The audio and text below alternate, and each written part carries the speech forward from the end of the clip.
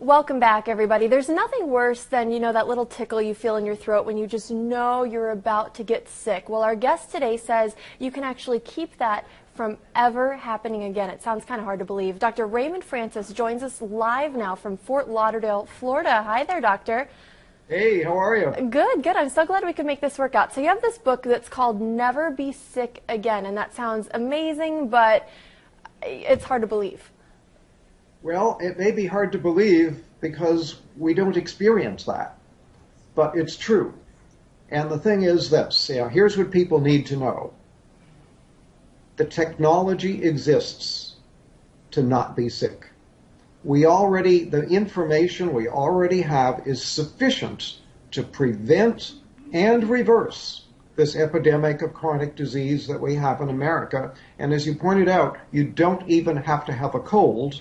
And I can tell you that I have had, in the past 26 years, I've had one cold, and I have a very good excuse for that one cold. So I'm 75 years old. I am in perfect health. I don't take any medications whatsoever. I have boundless energy. I have a clear mind. I don't have an ache or a pain in my body. I'm living proof that you can be healthy and you don't need to be sick. Now, I think I've kind of started to take it for granted that I'm going to get one cold every year, and I plan ahead for that, and I think a lot of people live like that. I can't imagine a life where you never even get a cold. So what are you doing? Well, I have to tell you, at age 48, I almost died. My death was a medical certainty, and I had to use my own knowledge of biochemistry to save my life and then to restore my health.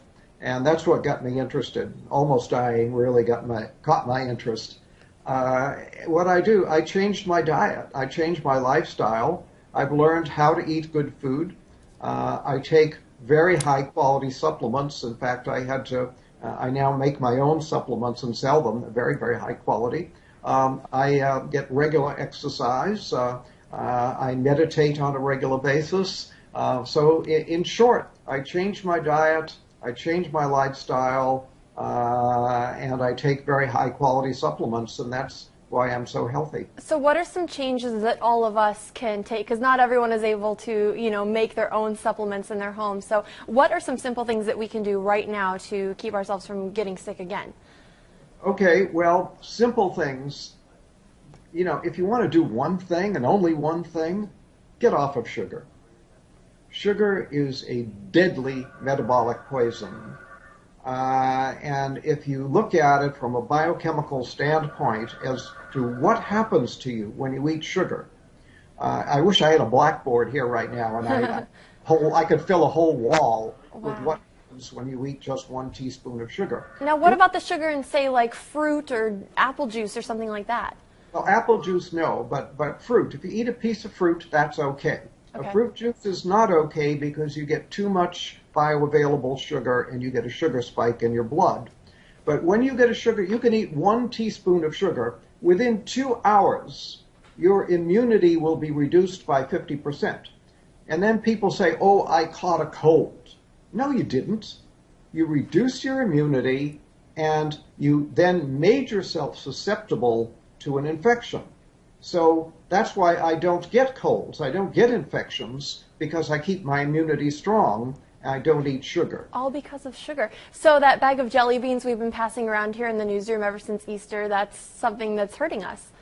Bad idea. Bad idea. Yeah, you don't want to do that. Sugar, as I say, is a deadly metabolic poison. And what I mean by that is that it screws up all of your biochemistry. Just 1 or 2 teaspoons of sugar will throw your normal biochemistry into chaos for a period of 6 to 8 hours. And that's not very much sugar. It doesn't sound like a lot. Sugar. One cola drink has about 10 to 12 teaspoons. So you eat 1 to 2 teaspoons, your body is going to be in biochemical chaos for 6 to 8 hours. Now, health is when all of your biochemistry is balanced and all your chemistry is working right. When you eat sugar, you throw that balance out for 6 to 8 hours. So if you eat sugar in the morning, put some sugar in your coffee or have a breakfast cereal with a contained sugar, and then have more sugar at lunch and more sugar in the evening, guess what? Your body is going to be in biochemical chaos 24 hours a day. So what's a good amount then to get on a daily basis? None. None. None. Yeah. And here we allow children, we don't allow children to smoke cigarettes. We don't allow children to drink alcohol, but we allow them to buy sugar and eat sugar.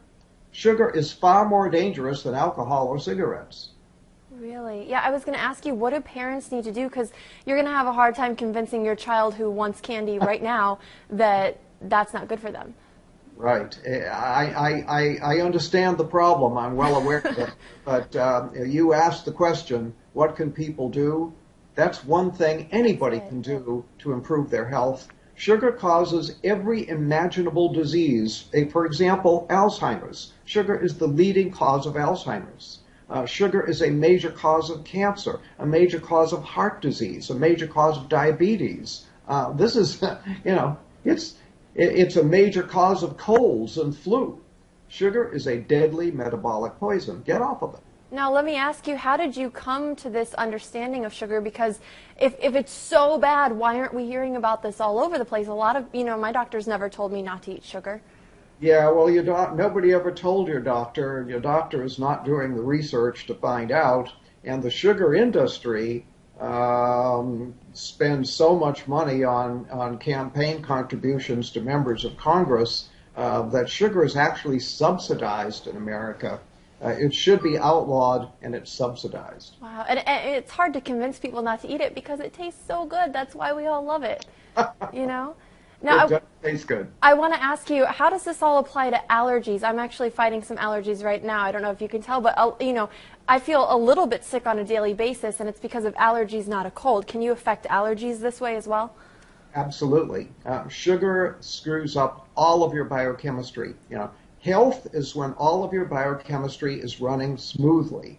When you screw it up, you're going to get diseased, and allergies are just one manifestation of disease. So, yes, you can even help allergies by getting off of sugar. What are some of the misconceptions you think then that people have about health and about staying healthy? Because a lot of people feel like I'm working out, I'm counting calories, I'm going to be fine, and it sounds like there's more to it than that. There's a lot more to it than that, and that's why I wrote my book, Never Be Sick Again. And really, everybody should read Never Be Sick Again because it tells you all this stuff, and it tells you how to stay well. It tells you how I got sick and how I got well and how you stay well. But basically, it's all comes down to the cells. We're all made of these little little microscopic units of life called cells. And we started life as one cell in our mother. The average person is now somewhere around 75 trillion cells. 75 trillion, that's a lot. But it all comes down to if every cell is working the way it's supposed to, you can't be sick. Gotcha. The only way to be sick is when a large number of cells malfunction. So your job is to keep all your cells functioning properly. Well, how do you do that? Very simple.